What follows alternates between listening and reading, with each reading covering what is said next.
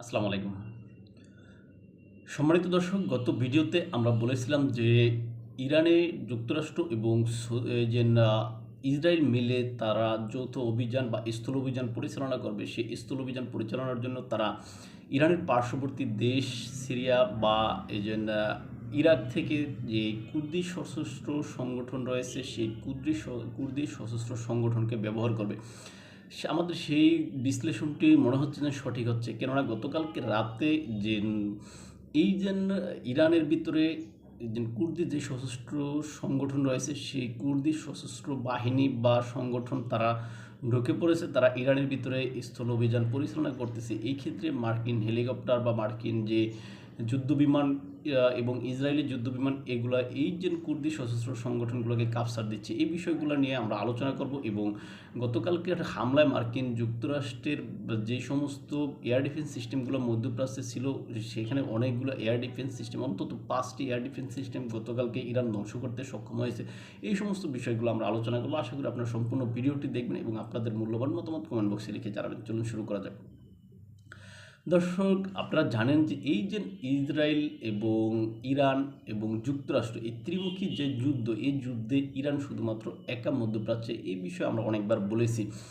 এখন এই যুদ্ধে পরোক্ষভাবে ধারণা করা হচ্ছে যে রাশিয়া চীন সহায়তা করতেছে, কিন্তু প্রকাশ্যভাবে তাদের কোনো ভূমিকা নেই। এই ক্ষেত্রে রাজনৈতিক বিশ্লেষকগণ এক একজনে এক এক রকম কথা বলেন। কেউ কেউ বলেন এখানে চীন যেহেতু একটা ব্যবসায়িক চিন্তা বা ব্যবসায়িক মাইন্ডের দেশ, সুতরাং চীন এখানে তাদের ব্যবসায় ক্ষতি হোক এই বিষয়টা চাবে না। আর এখানে চীন যদিও আপনার ইরান থেকে বেশি পরিমাণে তেল কিনে, তার জ্বালানির অধিকাংশই সে ইরান থেকে কিনে, কিন্তু তারপর সে চীনের বিনিয়োগ কিন্তু রাশিয়ার তুলনায় কম। সুতরাং চীন এই বিষয়টা তত বেশি এখানে যেন যুদ্ধটা মানে যে চীনকে ইরানকে যেন সরাসরি সহযোগিতা করবে এরকম না।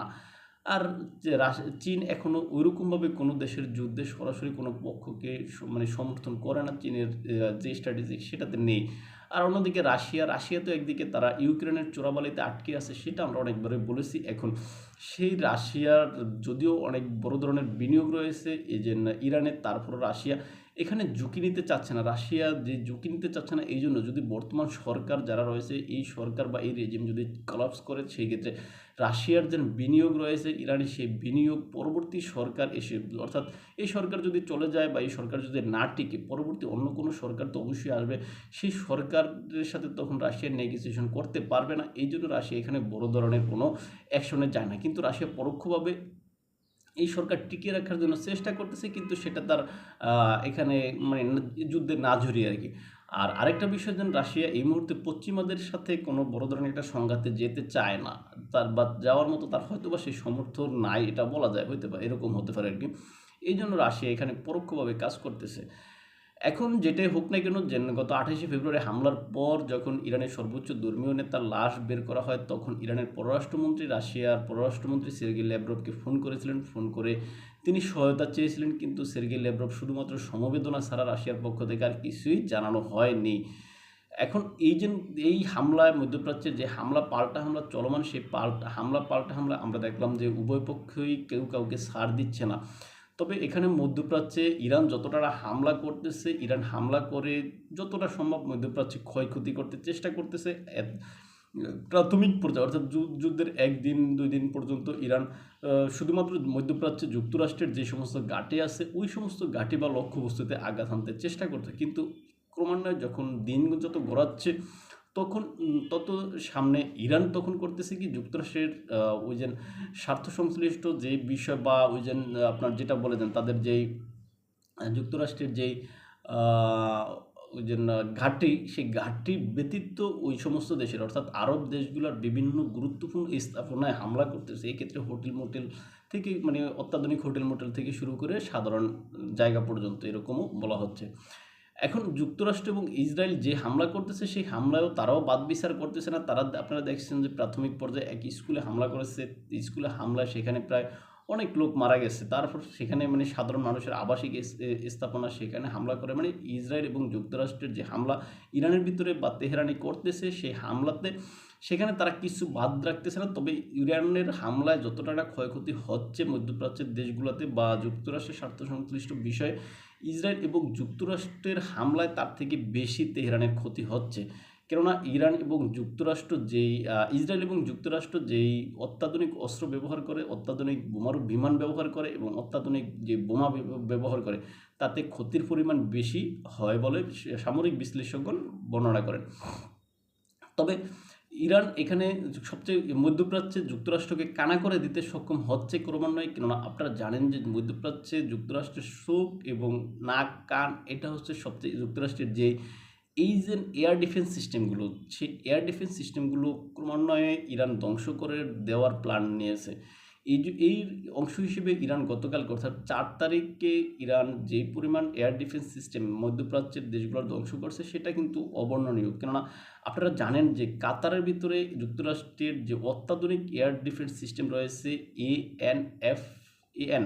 এপিএস 132 এএন মানে এফপিএস 132 যে এয়ার ডিফেন্স সিস্টেম, অত্যাধুনিক এয়ার ডিফেন্স সিস্টেম, যার এই যে রেঞ্জ বা যার এই এয়ার ডিফেন্স সিস্টেমের বা যার এই যে যেটা কি বলে যে কাপসারের ক্ষমতা বা এটা যেন যত দ্রুত পর্যন্ত এটার যে এয়ার ডিফেন্স সিস্টেম কোনো রাডারের কার্যক্ষমতা আর কি, সেই রাডারের কার্যক্ষমতা প্রায় 5000 পর্যন্ত। আপনি সেই হিসাবে যদি হিসাব করেন কাতার থেকে প্রায় চীনের কাছাকাছি বা চীন ছাড়া যাবে এরকম অ্যাভারেজে এত মানে যেই কাপসার সম্পন্ন এয়ার ডিফেন্স সিস্টেম কিন্তু সেখানে ব্যবহার করছে। এই এয়ার ডিফেন্স সিস্টেম কিন্তু গতকালকে অর্থাৎ 4 তারিখে ইরান ধ্বংস করে দিতে সক্ষম হয়েছে। এটা ইরানের সবচেয়ে বড় একটা পাওয়া বা মধ্যপ্রাচ্যে কাতারে ইরানকে এই যে যুক্তরাষ্ট্রকে কানা করে দিছে এটা বলা যায়। আর এর আনুমানিক মূল্য ছিল 1.1 ট্রিলিয়ন মার্কিন ডলার। সুতরাং এখানে ইরানের সবচেয়ে বড় একটা জয় বা বিজয় হিসেবে এখানে দেখা হয়। তারপর জর্ডানে একটা এয়ার ডিফেন্স সিস্টেম ধ্বংস করা হয়েছে এবং সংযুক্ত আরব আমিরাতে আরও 3টি এয়ার ডিফেন্স সিস্টেম ধ্বংস করা হয়েছে। অর্থাৎ এই যে জর্ডান এবং আরব আমিরাতে যে আরব আমিরাতে 3টি, জর্ডানে 1টি, টোটাল এখানে হচ্ছে 4টি। এই 4টা এয়ার ডিফেন্স সিস্টেমের এগুলার যে হয়েছে আপনার টিপিওয়াই টিপিওয়াই 2 টাইপের যে অত্যাধুনিক এয়ার ডিফেন্স সিস্টেম, ওই এয়ার ডিফেন্স সিস্টেমগুলো এই যে কাতার, আরব আমিরাত এবং জর্ডানে মোতায়েন করা ছিল। আর এই রাডারের মূল্য ছিল আপনার যে 578 মিলিয়ন মার্কিন ডলার। এই পরিমাণ ক্ষতি গত একদিনে করেছে। অর্থাৎ গতকালকে মোট 5টা এয়ার ডিফেন্স সিস্টেম ধ্বংস করা হয়েছে, 1টি কাতারে, 1টি জর্ডানে, 3টি সংযুক্ত আরব আমিরাতে। এই এয়ার ডিফেন্স সিস্টেমগুলো ধ্বংস হওয়ার কারণে মধ্যপ্রাচ্যে যুক্তরাষ্ট্র মোটামুটি ভালো একটা সমস্যায় পড়তে যাচ্ছে বলে অনেকেই মনে করেন, বা মধ্যপ্রাচ্যের দেশগুলো সমস্যায় পড়বে বলে মনে করেন। কেননা যুক্তরাষ্ট্র কিন্তু এই এয়ার ডিফেন্স সিস্টেমগুলোই ছিল যুক্তরাষ্ট্রের এই যে চোখ কান সব কিছু মধ্যপ্রাচ্যে, অর্থাৎ মধ্যপ্রাচ্যে কী হচ্ছে, কোথা থেকে কী আসছে, এই বিষয়টা কিন্তু এই এয়ার ডিফেন্স সিস্টেমের মাধ্যমেই কিন্তু তারা জানতে পারতো বা বুঝতে পারতো। এখন সেই এয়ার ডিফেন্স সিস্টেম যদি এরকম যদি এই ধ্বংস হওয়ার বা ধ্বংস করার যদি অব্যাহত রাখতে পারে ইরান, সেই ক্ষেত্রে মধ্যপ্রাচ্যে যুক্তরাষ্ট্র কানা হয়ে যাওয়ার সম্ভাবনা থাকবে।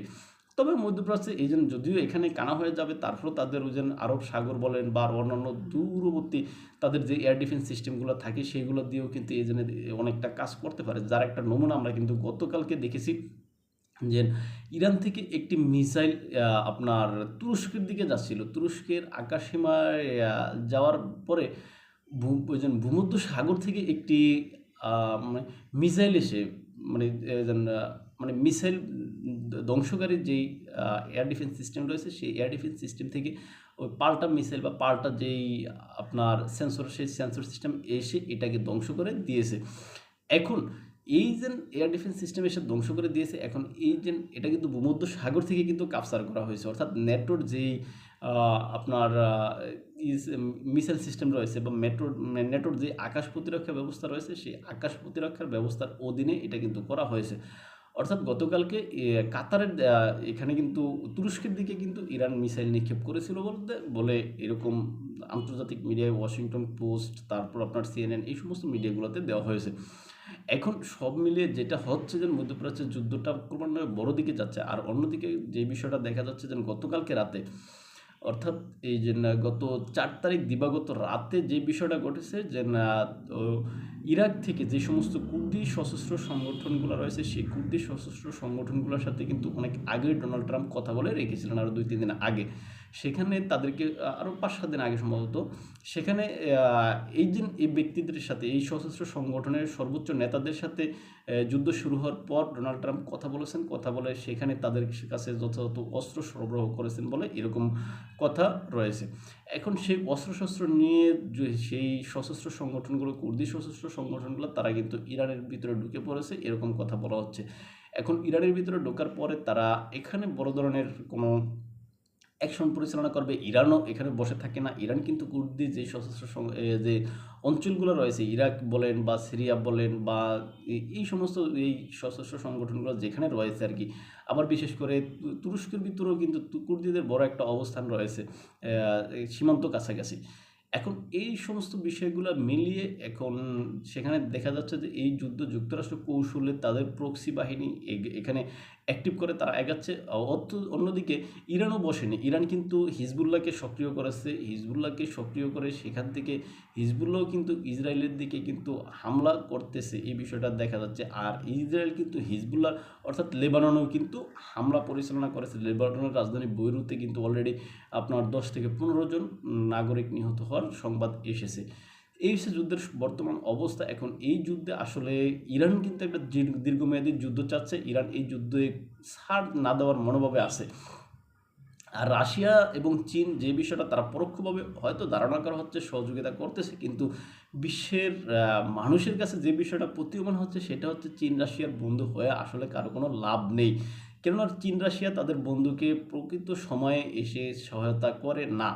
কেননা আপনি দেখেন যে চীন রাশিয়ার বন্ধু ছিল যে সমস্ত দেশগুলা, একটা দেশের রাষ্ট্রপ্রধানকে তারা রক্ষা করতে পেরেছে বলে আমার মনে হয় না। আমরা সর্বশেষ যে অল্প কয়েক মাসের ভিতরে, এই যে 1 বছরের ভিতরে যে সমস্ত ঘটনাগুলো ঘটেছে সেই সমস্ত ঘটনার গুলোর দিকে যদি আমরা তাকাই, আমরা যদি সিরিয়ার দিকে তাকাই, সিরিয়ার প্রেসিডেন্ট বাশার আল আসাদ রাশিয়ার একদম ভোজন ফ্রেন্ড ছিলেন। সেই বাশার আল আসাদের পতন হয়েছে না, রাশিয়া সেখানে কিচ্ছু করেনি। তাদের বিমান বাহিনী, তাদের যেই সিরিয়াতে তাদের যেই ঘাঁটি রয়েছে সেই ঘাঁটির থেকে তাদের সৈন্যরা তেমন বের হয়নি বাশার আল আসাদকে বাঁচানোর জন্য বা তাকে রক্ষা করার জন্য, তার সরকার রক্ষা করার জন্য।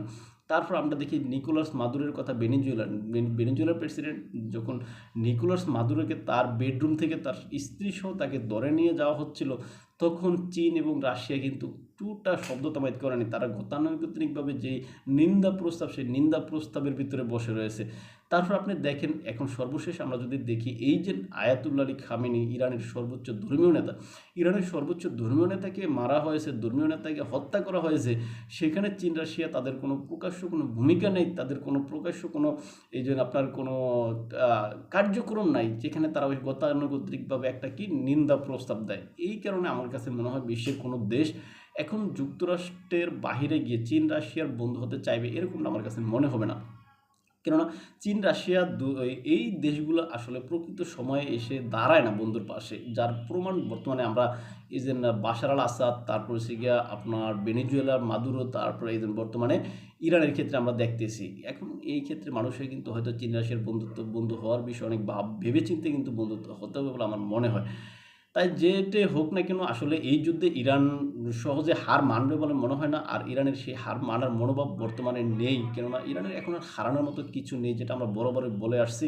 কেননা যখন তাদের সর্বোচ্চ ধর্মীয় নেতাকে হত্যা করে যুক্তরাষ্ট্র এবং ইসরায়েল ট্রেড লাইন অতিক্রম করে, সুতরাং এখানে ইরানের মনোভাব মানে ছাড় দেওয়ার মনোভাব দেখানো উচিত হবে না বলে আমার কাছে মনে হয়। তাই ভালো থাকবেন সবাই, দেখবেন অন্য কোনো ভিডিওতে অন্য কোনো বিষয়ে। আমাদের আপনারা ফলো করছেন ইউটিউব এবং ফেসবুকে স্বপ্নচারীর কথা নামে, ইংলিশে কেমন টিকটক এনার্জি নামে দেখতে পারেন। আল্লাহ হাফেজ।